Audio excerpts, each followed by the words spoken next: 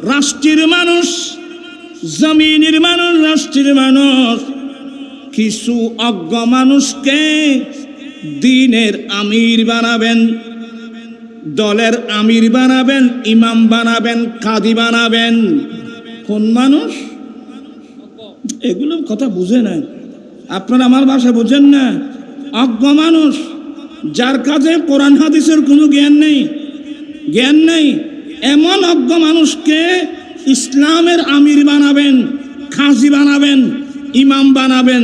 তো উনি যেহেতু কাজী ইমাম, উনি যেহেতু মুফতি, উনি যেহেতু আমির, সে তো মানব দ্বীনের বিভিন্ন মসলা নিয়ে তার কাছে প্রশ্ন করবে। তো উনি কি বলবে? আমার দয়াল নবী ঘোষণা দিয়েছেন, এক জ্ঞান ছাড়া মন গড়া ফতোয়া দেবে, ফাদাল্লু ওয়াদাল্লু, যে ফতোয়া দিবে সেও গুমরা, যাকে ফতোয়া দিবে তারাও গুমরা। পৃথিবী যেমন গুমরাহে পরিণত হবে, একদিন আল্লাহ কিয়ামত কায়েম করে ফেলবে।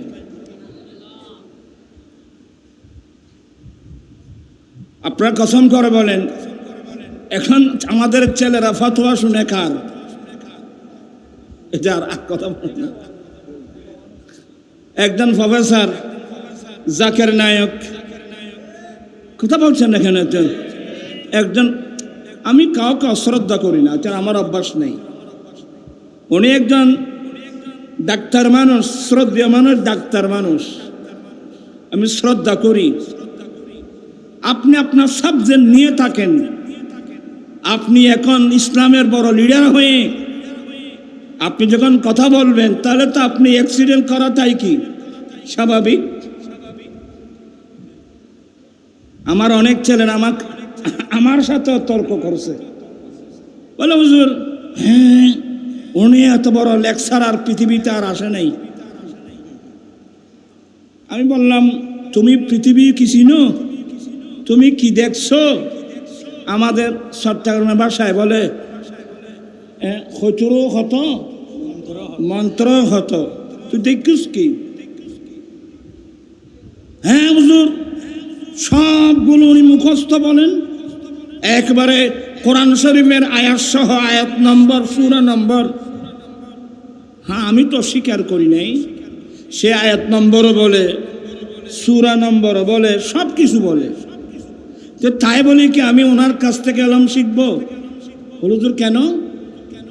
আমি বললাম, বাবা, মানুষ এখানে যে ওষুধ আছে না, ওষুধের ফ্যাক্টরি আছে না, আর যেখানে ওষুধ বিক্রি করা হয়, ফার্মেসি বলে না, কথা বলছেন এখানে, ওষুধের ফার্মেসি যেখানে আছে, এখানে বাংলাদেশের ল্যাবরেটরি, পাকিস্তানের ল্যাবরেটরি, ইন্ডিয়ার ল্যাবরেটরি, আমেরিকা, ইউরোপ, আফ্রিকার সমস্ত পৃথিবীর ল্যাবরেটরির ওষুধগুলো ওখানে আছে।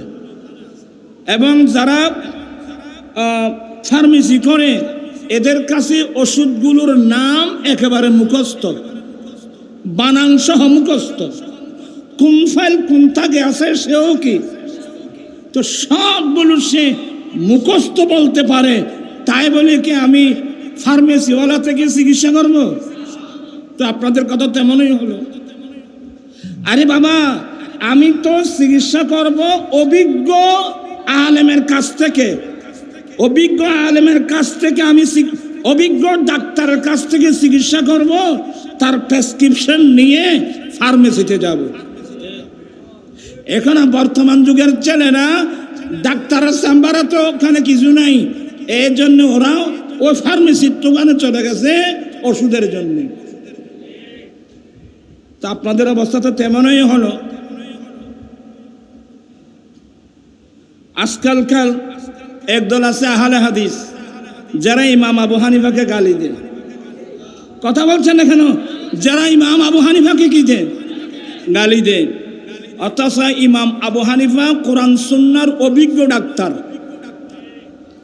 যেমন সময় আর কেন হইদিন, যেমন ইমাম আবু হানিফা রাহমাতুল্লাহ আলাইহির হাদিসের উস্তাদ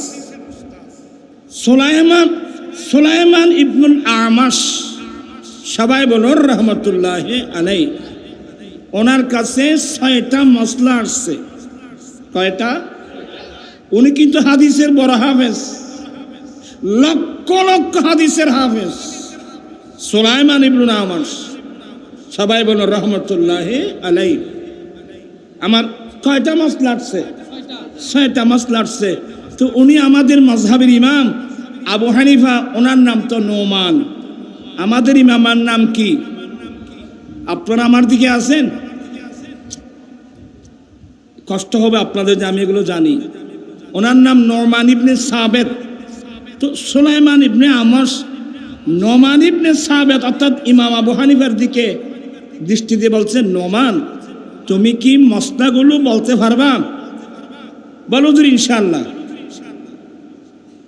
খুব মনোযোগ, ইনশাআল্লাহ। বলো তো। ইমাম আজম আবু হানিফা রাহমাতুল্লাহ আলাইহি একটা একটা করে খুব সুন্দর ভাষায় 6টা মাসলার কি দিলেন, জবাব দিয়ে দিলেন। ওস্তাদ আশ্চর্য হয়ে গেলেন, যিনি লক্ষ লক্ষ হাদিসের হাফেজ হযরত সুলাইমান ইবনে আমাস রাহমাতুল্লাহ আলাইহি, উনি আশ্চর্য হয়ে গেলেন।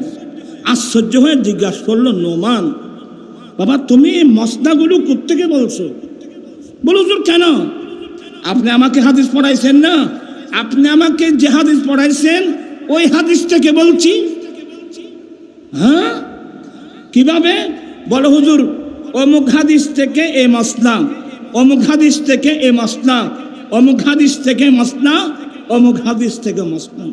ওস্তাদ আশ্চর্য হয়ে গেল, আশ্চর্য হয়ে বলতেছেন, আন আইয়ুহাল ফুকাহা, এ ফকিহের দল, আনতুমুল আতিব্বা, তোমরা হলো বিজ্ঞ ডাক্তার, ওয়া নাহানু সায়াদালিয়া, আমরা হলাম ফার্মেসি।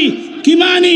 আমরা লক্ষ লক্ষ লক্ষ লক্ষ হাদিস মুখস্থ করেছি, ফার্মেসির মতো হাদিস স্টক করেছি, কিন্তু হাদিসের সহি মানা তোমরাই বলছো।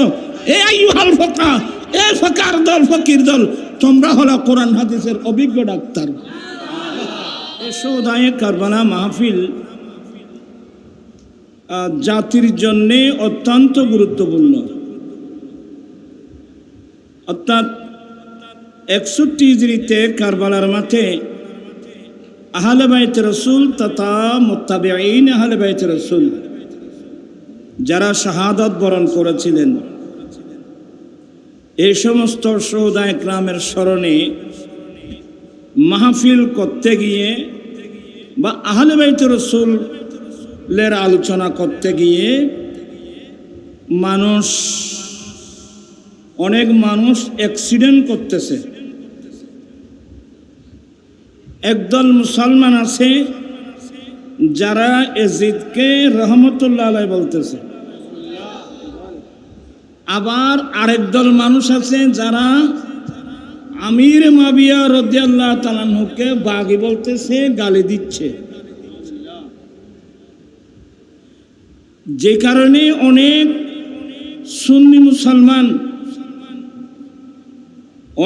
সুন্নি মুসলমান বাতিল ফিরের হাতে হাত দেওয়ার কারণে, অনভিজ্ঞ কোরআন সুন্নাহর জ্ঞান নেই এমন মানুষের হাতে বায়াত হওয়ার কারণে অনেক জান্নাতি ঘরের ছেলেরা, অনেক ছেলে মিসগাইড হয়ে যাচ্ছে। এই নাজুক সময়ে এই মাহফিলটা এলাকাবাসীর জন্যে, জাতির জন্যে খুবই গুরুত্বপূর্ণ। আলোচনা যথেষ্ট হয়েছে, ইনশাআল্লাহর সামনেও আলোচনা হবে।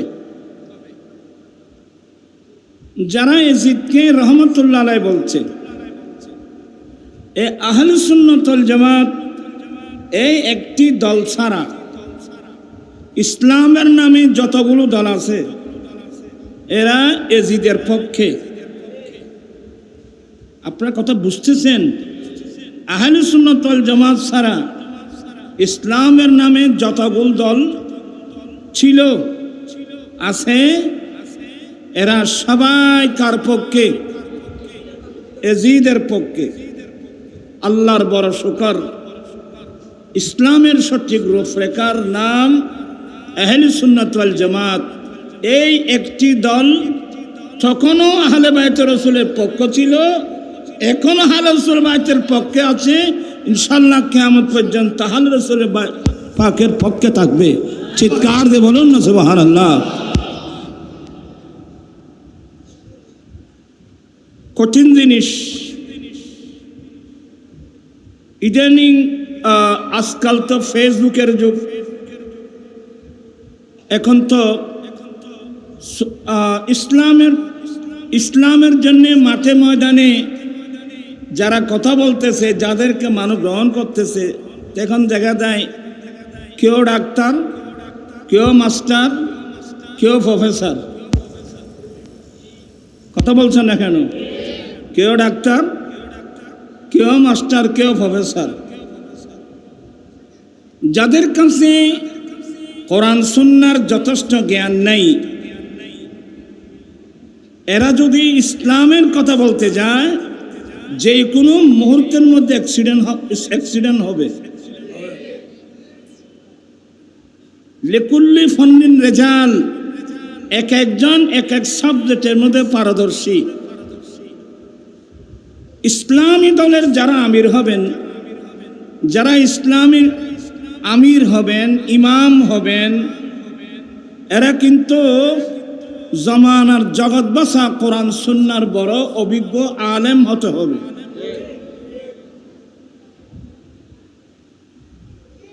সময় খুব কম, আমি কয়েকটা হাদিস বলবো, এগুলো একটু হয়তো অনেক বেড়া রং বুঝবে। আল্লাহর নবী বলেন, হে আমার উম্মত, কিয়ামতের পূর্বে দ্বীনের ইলম, ধর্মের ইলম আল্লাহ জমিন থেকে আসমানে উঠাই নেবেন। আল্লাহ কিয়ামতের আগে দ্বীনের ইলম, ধর্মের ইলম আল্লাহ এই জমিন থেকে উঠাই নেবেন। এটা বিশ্ববাসীর জন্য বিপদ সংকেত।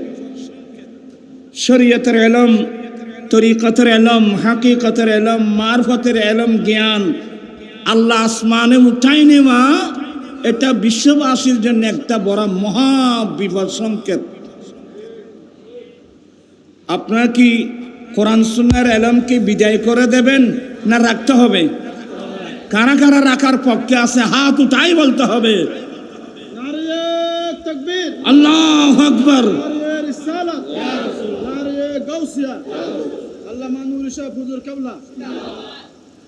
আজকে আশিয়াবাসী এখানে গৌসিয়া মাদ্রাসা যে আপনারা কায়েম করেছেন, এই কোরআন সুন্নাহর জ্ঞানকে বুকে ধরে রাখার জন্যে তো আপনারা এই মাদ্রাসা করেছেন।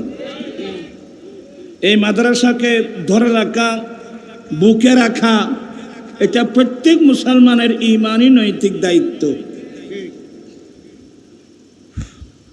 আল্লাহর নবী বলেন, ইন্নাল্লাহা লা ইয়াগফিদুল ইলমা ইনতিজাআন ইয়ানতাজিউহু মিনাল ইবাদ ওয়ালাকিন ইয়ানতাজিউল ইলমা বিকবদিল উলামা হাত্তা ইযা লাম ইয়াবকা ফীহি আলিমা ইত্তাখাযান নাসু রুসান জুহালা ফাসইলু ফাফতু বিগাইরি ইলমিন ফাদাল্লু ওয়াদাল্লু।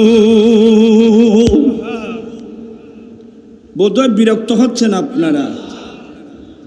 আমার নবী বলেন, কিয়ামতের পূর্বে আল্লাহ দ্বীনের ইলম উঠায় নেবেন। কিয়ামতের আগে আল্লাহ দ্বীনের ইলম উঠাই নেবেন। ও কিভাবে? লা ইয়াগফিদুল ইলমা ইনতিজাআন, আল্লাহ কোন বান্দা থেকে খেরে ইলমে দ্বীন আসমানে উঠাই নেবে না। তো নেওয়ার সিস্টেম কি? যে সমস্ত হাক্কানি রাব্বানি আলেমের সিনার ভিতর, কলবের মধ্যে আল্লাহ দ্বীনের ইলম আমানত রেখেছেন, ওই সমস্ত হাক্কানি রাব্বানি আলেম যখন মারা যাবে, আমরা তাদের ডেড বডি কবরস্থানে দফন করব না, তাদের কলবের মধ্যে করে আল্লাহ এলম উঠায় নেবেন। এই জন্যে মৌতুল আলেমে মৌতুল আলম, একজন হক্কানি রব্বানি আলেমের মৃত্যু একটা জাহানের মৃত্যু। একটু কষ্ট হবে, কষ্ট হলেও এই দুই চার কথা এর সমাপনী বক্তব্যের মধ্যে শোনা দরকার আছে। আমার ভাইয়েরা, যে সমস্ত মানুষের ভিতরে শরীয়তের ইলম, তরিকাতের ইলম, হাকিকতের ইলম, মারফতের ইলম আল্লাহ আমানত দিয়েছেন, এমন মানুষ যখন মারা যাবে তাদের কলবের মধ্যে করে দুনিয়া থেকে ইলম উঠে নেবে। এইভাবে নিতে নিতে জমিনের বুকে একজন হক্কানি রব্বানি আলেম থাকবে না। হক্কানি রব্বানি আলেম তো মানুষ বুঝাও তো কঠিন। আল্লাহ তিন প্রকারের আলেমের কথা আল্লাহ কোরআনে পাকে বলছেন, সুম্মা আওরাসানাল কিতাবাল্লাযীনা ইসতাফাইনা মিন ইবাদিনা ফামিনহুম যালিমুল লিনাফসিহি ওয়া মিনহুম মুকতাসিদ ওয়া মিনহুম সাবিকুম বিল খায়রাতি বিইذনিল্লাহ। আল্লাহ নিজে বলছেন, আল্লাহ আল্লাহর কিতাবের ওয়ারিস বানিয়েছেন। যাদেরকে কিতাবের ওয়ারিস বানিয়েছেন ওরা তিন প্রকার। ফামিনহুম যালিমুল লিনাফসি, এক নম্বর, এরা নিজের নফসের উপর নিজে জুলুম করে। কি মানে? আলেম যার মধ্যে আমল নেই, যার মধ্যে কি নেই? আমল নেই। এলম আছে, আমল নেই, এদেরকে যালিমুল লিনাফসি বলছে। ওয়ামিনহুম মুকতাসিদ, আরেক দল আলেম হলো মধ্যম, আরেক দল লাস্টে হলো ওয়ামিনহুম সাবিকুম বিল খায়রাতি বিইذনিল্লাহ। ওরা আল্লাহর হুকুমে প্রত্যেকটা ভালো কাজের মধ্যে অনেক অগ্রগামী। এই তিন প্রকারের আলেমের কথা এই আয়াতের মধ্যে আল্লাহ বর্ণনা করেছেন। তো এগুলো আপনাদের জন্য কষ্ট হবে, এগুলো ভালো যারা কামেল হাদিস পড়ে, কামেল তাফসীর পড়ে, এরাই বুঝবে। আমি শুধু একটু ধারণা দিচ্ছি। আল্লাহ হক্কানি রব্বানি যারা আলেম, সত্যিকার যারা আলেম, এমন মানুষকে মানুষ যখন মারা যাবে তাদের সিনার মধ্যে করে আল্লাহ এলম উঠায় নেবেন। নিতে একজনও হক্কানি রব্বানি আলেম যখন এই পৃথিবীর জমিনে থাকবে না।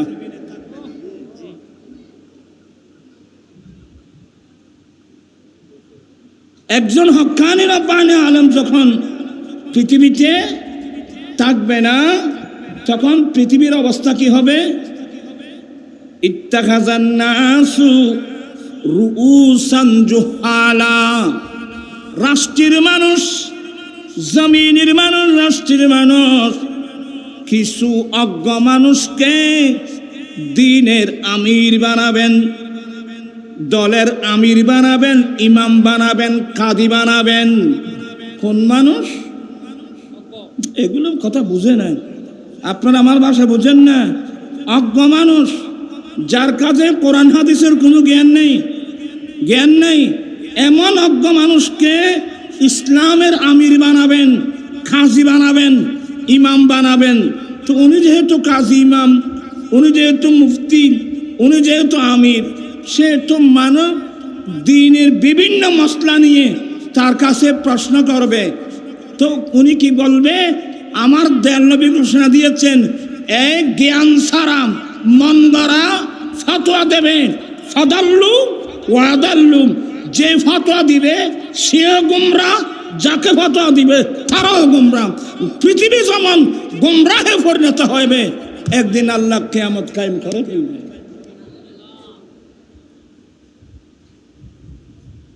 আপনারা কসম করে বলেন, এখন আমাদের ছেলেরা ফতোয়া শুনে কার? এটা আর কথা বলে না। একজন প্রফেসর জাকের নায়ক কথা বলছেন এখানে, একজন আমি কাউকে অশ্রদ্ধা করি না, এটা আমার অভ্যাস নেই। উনি একজন ডাক্তার মানুষ, শ্রদ্ধেয় মানুষ, ডাক্তার মানুষ, আমি শ্রদ্ধা করি। আপনি আপনার সাবজেক্ট নিয়ে থাকেন। আপনি এখন ইসলামের বড় লিডার হয়ে আপনি যখন কথা বলবেন তাহলে তো আপনি অ্যাক্সিডেন্ট করাটাই কি স্বাভাবিক। আমার অনেক ছেলেরা আমার সাথে তর্ক করছে, বলে হুজুর হ্যাঁ উনি এত বড় লেকচারার পৃথিবীতে আর আসে নাই। আমি বললাম তুমি পৃথিবী কি চিনো? তুমি কি দেখছো? আমাদের চট্টগ্রামের ভাষায় বলে খচুরো হত মন্ত্র হত, তুই দেখিস কি?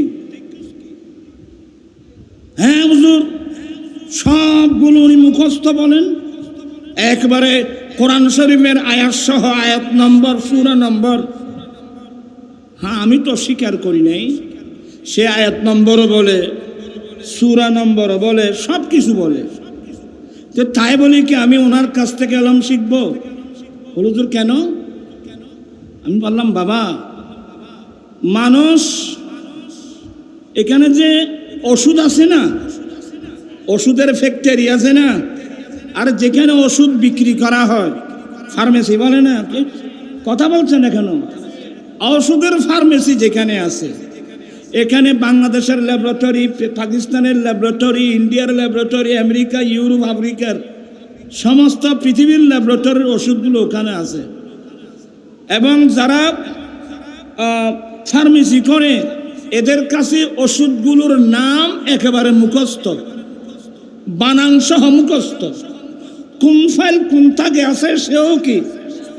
তো সবগুলো সে মুখস্থ বলতে পারে, তাই বলে কি আমি ফার্মেসিওয়ালা থেকে চিকিৎসা করব? তো আপনাদের কথা তেমনই হলো। আরে বাবা, আমি তো চিকিৎসা করব অভিজ্ঞ আলেমের কাছ থেকে, অভিজ্ঞ আলেমের কাছ থেকে, আমি অভিজ্ঞ ডাক্তারের কাছ থেকে চিকিৎসা করব, তার প্রেসক্রিপশন নিয়ে ফার্মেসিতে যাব। এখন বর্তমান যুগের ছেলেরা ডাক্তারের চেম্বারে তো ওখানে কিছু নাই, এই জন্য ওরা ওই ফার্মেসির দোকানে চলে গেছে ওষুধের জন্য। তা আপনাদের অবস্থা তো তেমনই হলো। আজকালকাল একদল আছে আহলে হাদিস, যারা ইমাম আবু হানিফাকে গালি দেয়। কথা বলছেন না কেন? যারা ইমাম আবু হানিফাকে কি দেয়? গালি দেয়। অথচ ইমাম আবু হানিফা কোরআন সুন্নাহর অভিজ্ঞ ডাক্তার। যেমন সময় আর কেন হইদিন, যেমন ইমাম আবু হানিফা রাহমাতুল্লাহ আলাইহির হাদিসের উস্তাদ সুলাইমান ইবনুল আমাশ, সবাই বলুন রহমতুল্লাহ আলাইহি, ওনার কাছে 6টা মসলা আসছে। কয়টা? উনি কিন্তু হাদিসের বড় হাফেজ, লক্ষ লক্ষ হাদিসের হাফেজ সুলাইমান ইবনুল আমাশ, সবাই বলুন রহমতুল্লাহ আলাইহি। আমার কয়টা মসলা আসছে? 6টা মসলা আসছে।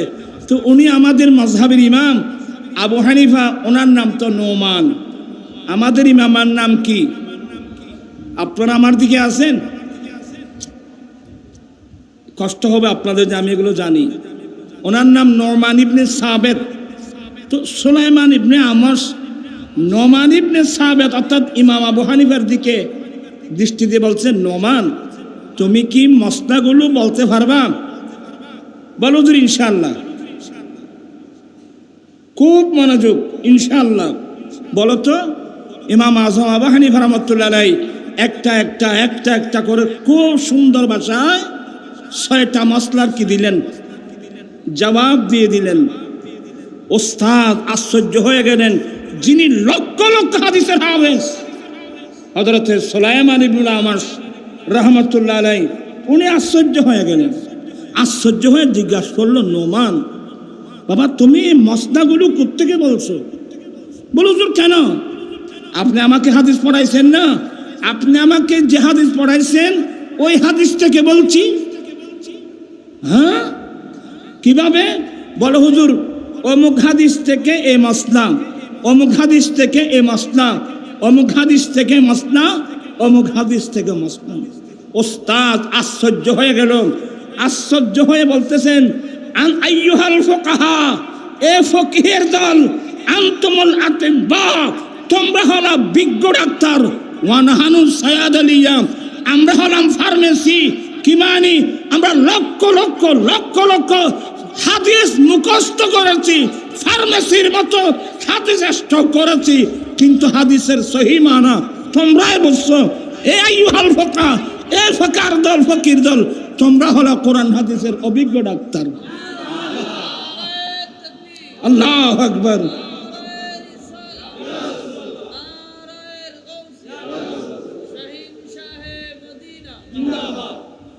বিরক্ত হবেন, আমি তো জানি যে আপনারা বিরক্ত হবেন।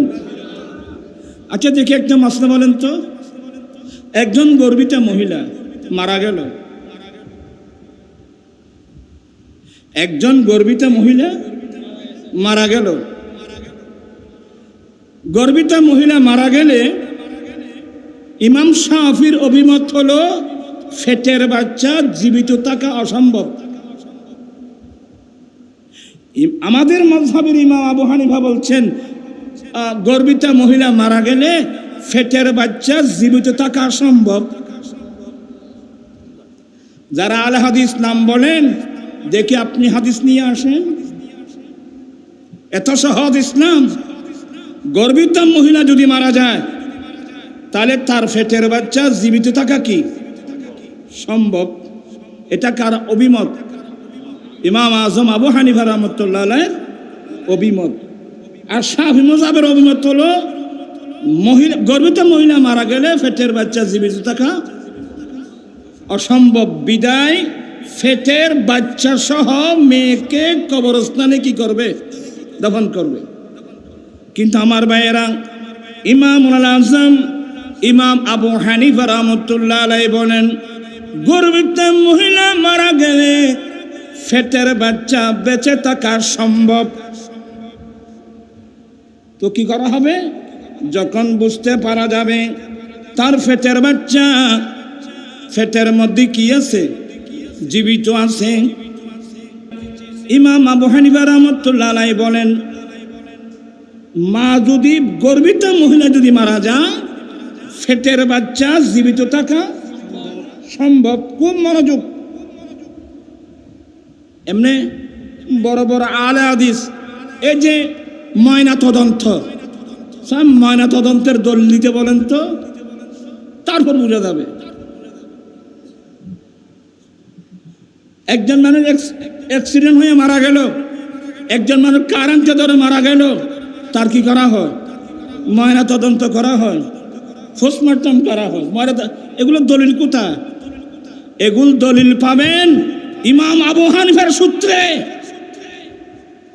ইমাম আবু হানিফা রাহমাতুল্লাহ আলাইহি বলছেন যে গর্ভিতা মহিলা মারা গেলে তার ফেটের বাচ্চা জীবিত থাকা সম্ভব। যদি জানা যায়, বোঝা যায় তার ফেটের বাচ্চা কি আছে? জীবিত আছে, ওই জীবিত বাচ্চার প্রাণ রক্ষার জন্যে তার ফেট অপারেশন করতে হবে। এটাই হলো ময়নাতদন্তের দলিল। একজন মানুষ গুলি মারল, খার গুলিতে মারা গেল, আপনি সবাইকে আসামি করলে তো হবে না, তব ময়নাতদন্ত করতে হবে। এটাই হলো ময়নাতদন্তের দলিল। এই কয়েক বছর আগে ইনকিলাব পত্রিকায় আছে রাজশাহীতে একটা গাবি মহিষ মারা গেল।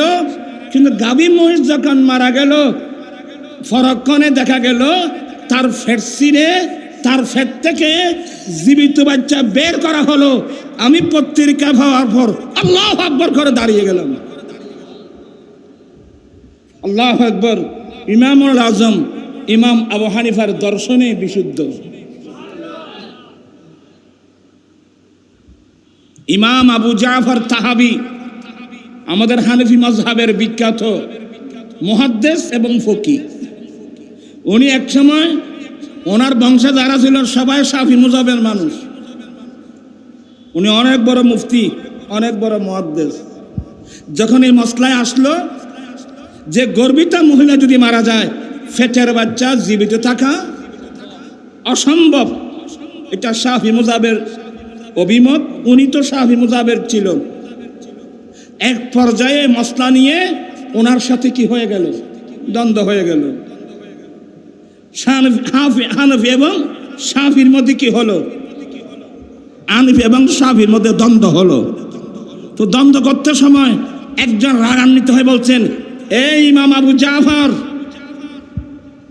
তোমার প্রাণ কিভাবে রক্ষা হয়েছে? তুমি জীবন কোথায় পেয়েছো তুমি জানো? আরে তুমি তো ইমাম আবু হানিফার দর্শনে তোমাকে জীবন দান করেছে। বলে মানে? বলে তুমি তোমার মায়ের গর্ভে থাকা অবস্থায় তোমার মা মারা গিয়েছে। তোমার মায়ের গর্ভে থাকা অবস্থায় তোমার মা কি মারা গিয়েছে। তখন তুমি তো তোমার গর্ভে আসো, এখন তোমাকে তুমি সহ ফেটের বাচ্চা সহ দফন করবে। এটা নিয়ে যখন মানুষের মধ্যে তর্ক হলো, কিন্তু তোমার মা মারা গিয়েছে, কিন্তু দেখা যাচ্ছে ফেটের মধ্যে বাচ্চা কি করতেছে। এটা নিয়ে যখন দ্বন্দ্ব হয়ে গেল, আরেকজন বলছে আমাদের শাফি মুযাবের দর্শনে যদি ফেটের বাচ্চা গর্ভিত মহিলা মারা গেলে ফেটের বাচ্চা জীবিত থাকা সম্ভব না, কিন্তু ইমাম আবু হানিফার মতে তো সম্ভব। তো এই ইমাম আবু হানিফার দর্শন ধরে তোমার মায়ের ফেট অপারেশন করে তোমাকে জীবিত বের করা হয়েছে, তুমি জগৎ বাঁচা মরতে হয়েছে, মুক্তি হয়েছে। বলে তাই মানে ইনি যখন জানতে পারলেন, বলছে তাই হয়, আপনারা সাক্ষী থাকেন যে ইমামের দর্শনে আমাকে জীবন দিয়েছে, আমি জীবন পেয়েছি, আমি আজ থেকে হানিফি মাযহাবের মধ্যে চলে গেলাম।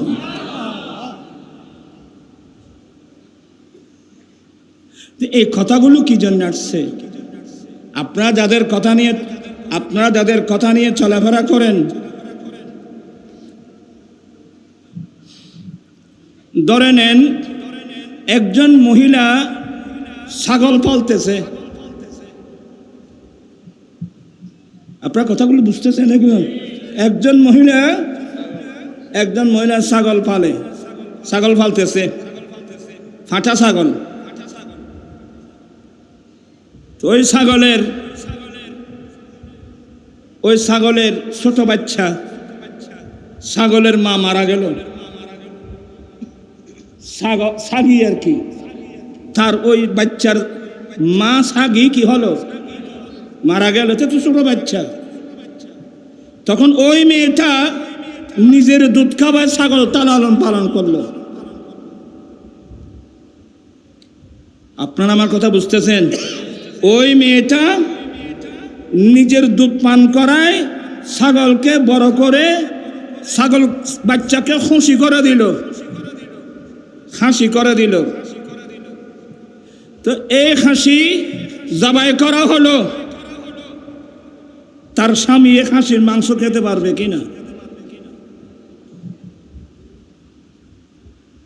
এগুলো আমি জটিল কিতাবের কথাগুলো বললে আপনারা হ্যাঁ করে থাকবেন। এগুলোকে এত সহজ মনে করিয়েন না।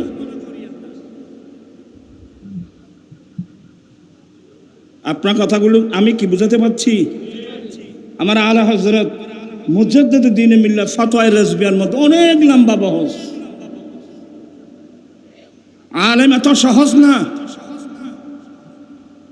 আমি দুই একটা বই পড়লাম, ওই হিন্দুদের বেদ, খ্রিস্টানদের বাইবেল, কোরআন শরীফ, মুসলমানের কোরআন শরীফ, কয়েকটা বিষয় ওখান থেকে একটা নিলাম, ওখান থেকে একটা নিলাম, কম্পেয়ারমূলক একটা যুক্তি খাড়া করে বক্তব্য রাখলাম। আরে বাবা, এত বড় লেকচার তো পৃথিবীর জমিনে আর থাকতে পারে না।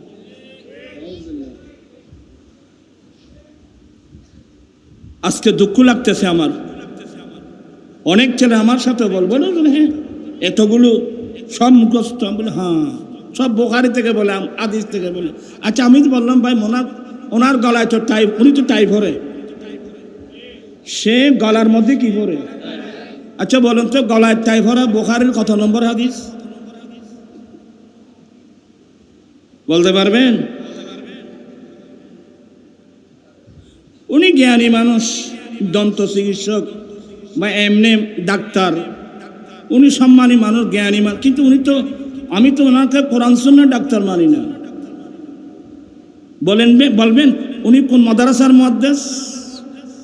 একটু কি বলবেন উনি কোন মাদ্রাসার মুফতি? একটু কি বলবেন উনি কোন মাদ্রাসার মুফাসসির?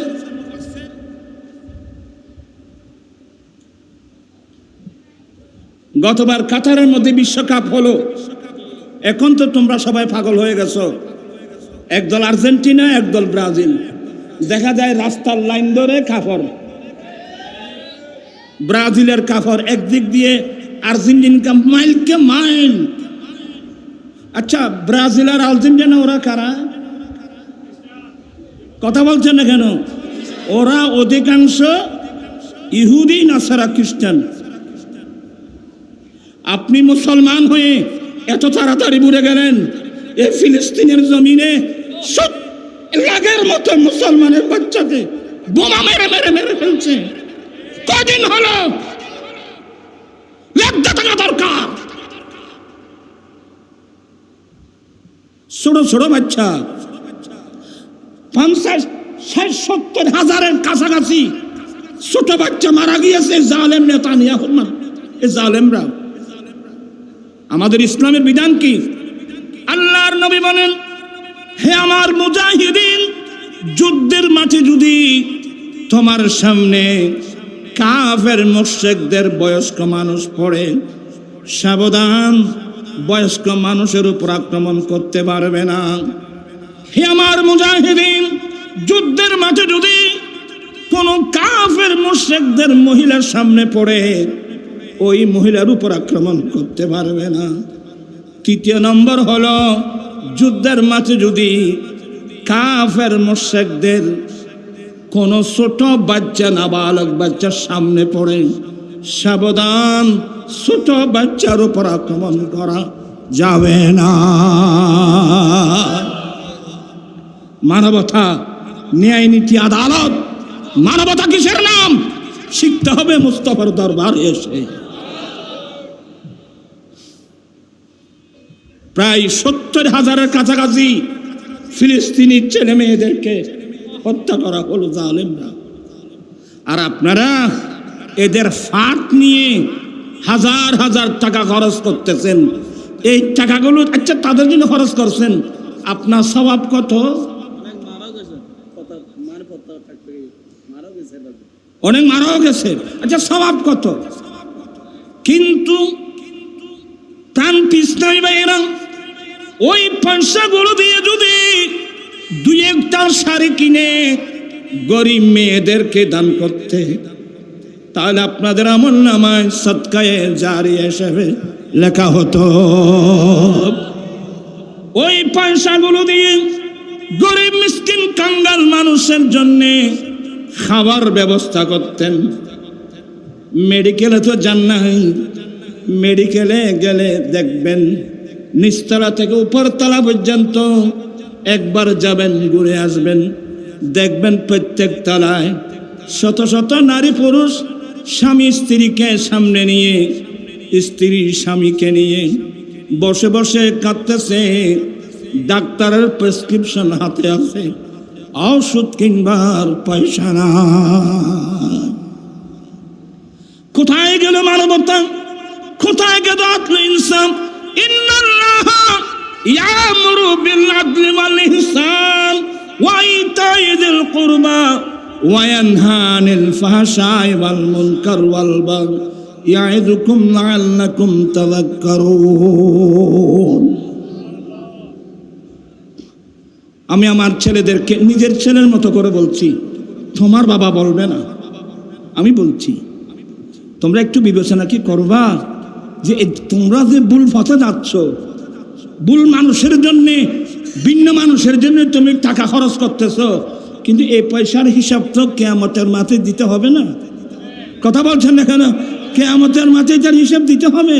বাবা কিভাবে দিবে আমাকে বলো তো? সবাই শিক্ষিত লোক, জ্ঞানী, বিবেক সবাইকে দিয়েছেন। আপনি এগুলো গৌসে মাদ্রাসার এতিমখানার জন্য দান করুন, এলাকার গরিব মিসকিন কাঙ্গাল অসহায় মানুষকে দান করুন। আপনার আমলনামায় সদকায়ে জারি হিসেবে কি হবে? লেখা হবে। কাতারের মধ্যে কি হলো, বিশ্বকাপ হলো। আমাকে কয়েকজন বলতো, হুজুর এমন বিশ্বকাপ আর দেখিনি। কি হলো? বলো হুজুর কোরআন তেলাওয়াতের মাধ্যমে এই বিশ্বকাপকে ওপেনিং করা হলো। আমি বললাম নাউজুবিল্লাহি মিন যালিক। আমার ভাইয়ারা, কয়টা বাজছে বা না, সময় নেই, আপনাদের কষ্ট। এগুলো আমি জীবা না না না, আমি এগুলো দেখতেছি না। আমাকে বলতে হবে না, আমার কলব বলবে। সময় দেরি হয়ে গেছে। আমি আরেক সময় আসলে এই আলোচনাগুলো করব। তো আপনাদেরকে শুধু আমি কথাগুলো বলতে অনেক সময় লাগবে, আগ্রহ লাগবে, বুঝতে হবে, তাহলে বুঝবেন।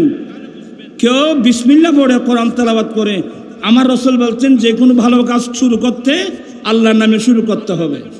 কিন্তু কেউ যদি মাদক সেবন করতেছে, সেখানে মাদক সেবন করার সময় বিসমিল্লাহ পড়তে পারবে?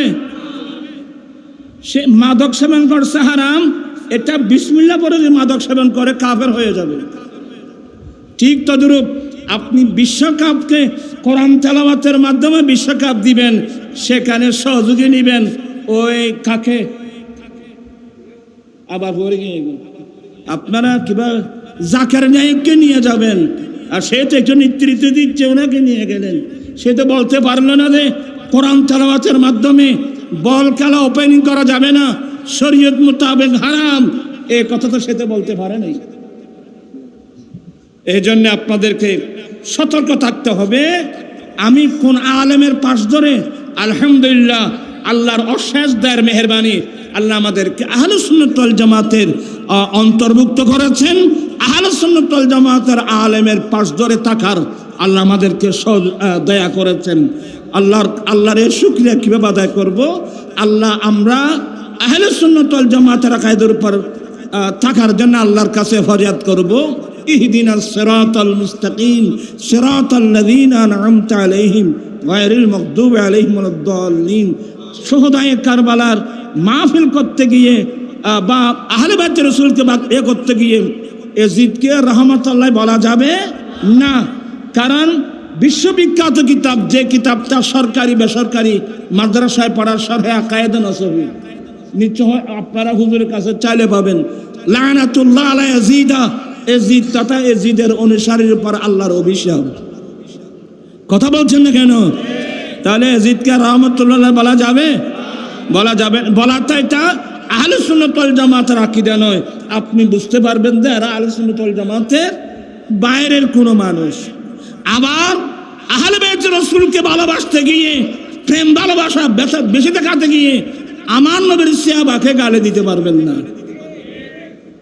আমার রাসূল বলেন, ইযা রাআইতুমুল লাযীনা ইয়াসুবুনা আসহাবি ফাকুলু লানাতুল্লাহি আলা শাররিকুম।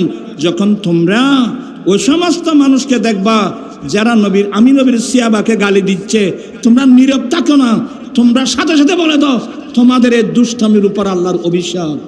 অতএব যারা আজকে আমির মুআবিয়া রাদিয়াল্লাহু তাআলা আনহু খাতেবে ওহী, যার রাষ্ট্র পরিচালনার বয়স হলো 42 বছর, 19 বছর ছিল আমির হিসাবে, তারপরের বছর 20 বছর ছিল খলিফা হিসাবে, যার আমলের মধ্যে অনেক রাষ্ট্রগুলো বিজয় লাভ করেছেন, ইসলামের অনেক রাষ্ট্র বিজয় লাভ করেছে। সে আমির মুআবিয়া সম্পর্কে আহলে সুন্নাত ওয়াল জামাতের আকীদা হলো একে কোনো খারাপ মন্দ বলা যাবে। এজিদকে বলো, এজিদের কারণে এজিদের বাবাকে গালি দিতে পারবে না। আল্লাহ পাক আমাদেরকে আহলে সুন্নাত ওয়াল জামাতের আকায়েদের উপর অটল থাকার আল্লাহ তৌফিক দান করুক।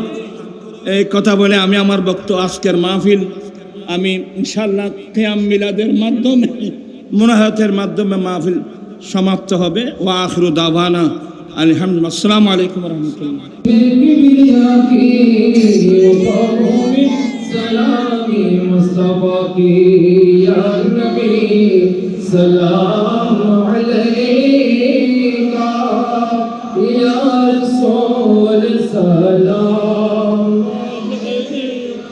يا حبيبي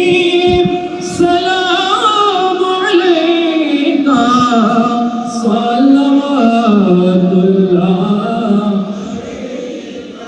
सय्यदी या रसूल अल्लाह वसल्लम अलैका या हबीब अल्लाह वास्तार आले अबाका सदक़े खैर निसा का और शहीद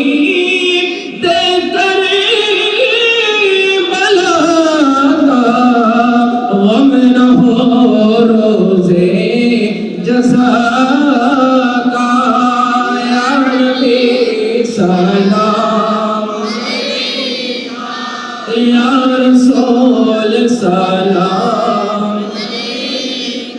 या हबीब सलाम अलैका सल्लल्लाहु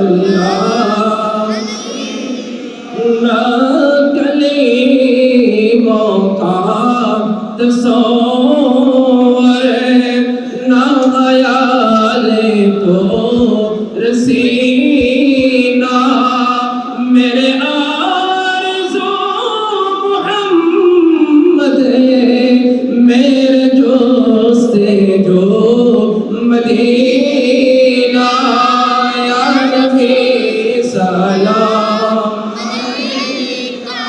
या रसूल सलाम या हबीब सलाम अलैका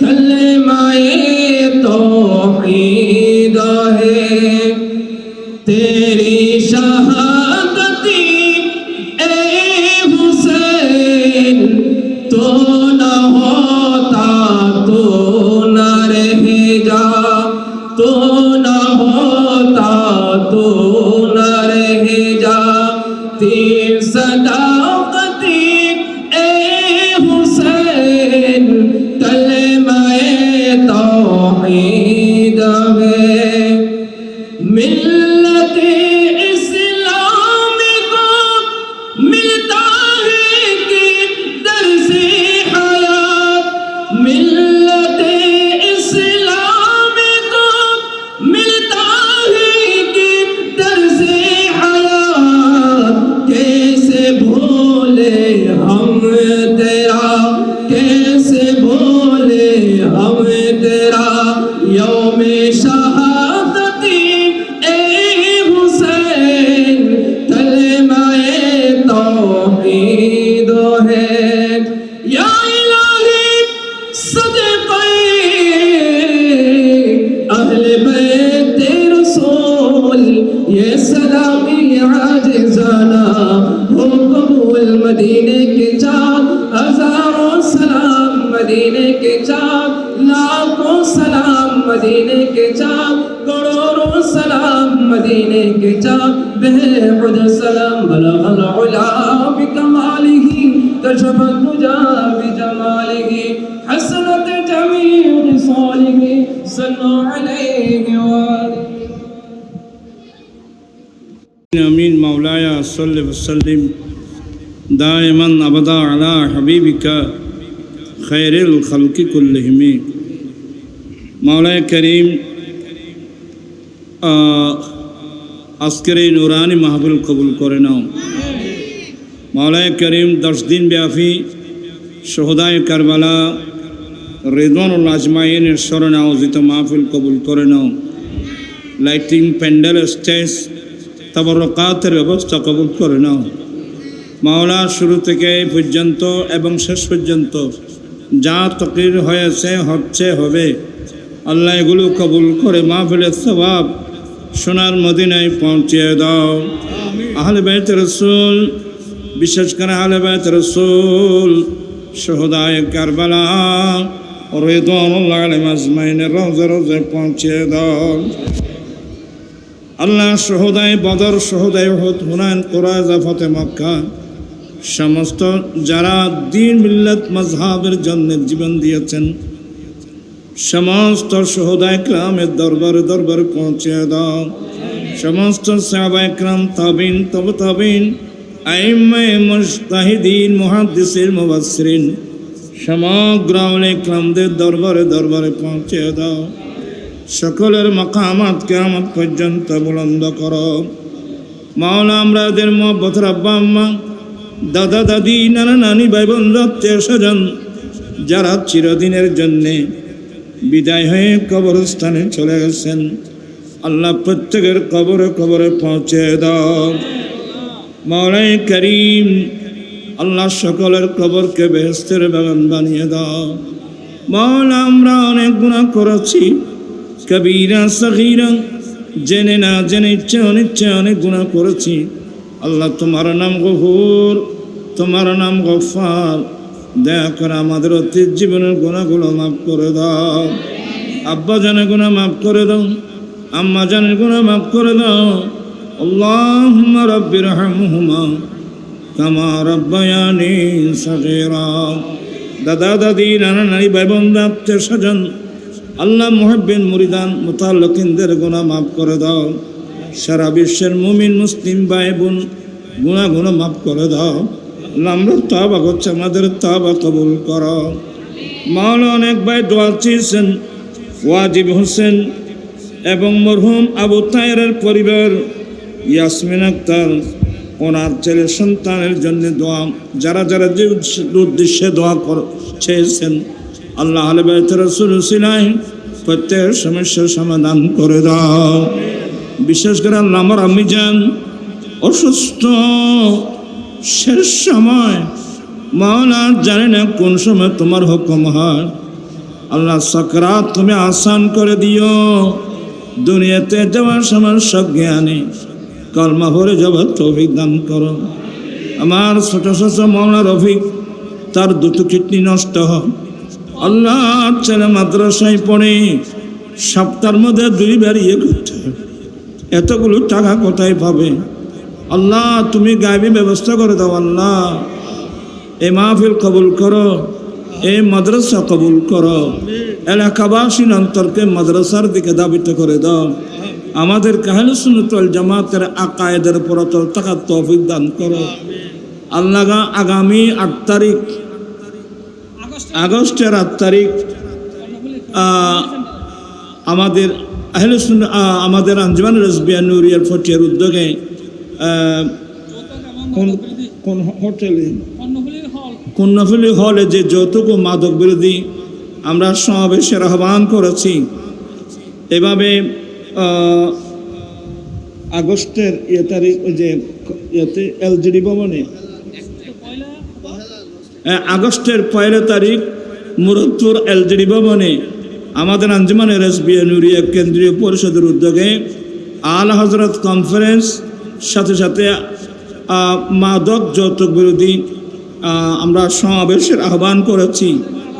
আল্লাহ, দয়া করো। আল্লাহ, আল্লাহ তুমি এগুলো কবুল করে নাও। আল্লাহ, এভাবে মুহররম শরীফ থেকে আরম্ভ করে সফর সামনে আসছে, রবিউল আউয়াল, আহলে সুন্নাত ওয়াল জামাতের যত কর্মসূচি আসতেছে, সমস্ত কর্মসূচিগুলো সুচারুরূপে সম্পাদন করা আল্লাহ সবাইকে সে তৌফিক দান করো। আমিন। আয় আল্লাহ, আজকে 6 দিন, বাকি আর কয়দিন? বাকি আরো 4 দিন যে মাহফিল বাকি আছে। আল্লাহ সবাই দলে বলে মোহব্বত নিয়ে, প্রেম নিয়ে মাহফিলে যেন আসতে পারে, আল্লাহ সে তৌফিক দান করো। আল্লাহ, যারা এই অনুষ্ঠানের জন্য, সৌদায় কারবালা মাহফিলের জন্য অনুদান দিয়েছেন, টাকা দিয়েছেন, পয়সা দিয়েছেন, পরামর্শ দিয়েছেন, দেশে এবং বিদেশ থেকে প্রত্যেকের দান অনুদান তুমি কবুল করো। আল্লাহ, দুনিয়া আখিরাতের মধ্যে কামিয়াবি নসিব করো। জীবনে একটি বার হলো সোনার মদিনার মুসাফির করো। মদিনা শরীফ না দেখায় মতের বিছানায় নিও না। বিহাক্কি লা ইলাহা ইল্লাল্লাহ মুহাম্মাদুর রাসূলুল্লাহ সাল্লাল্লাহু আলাইহি ওয়াসাল্লাম।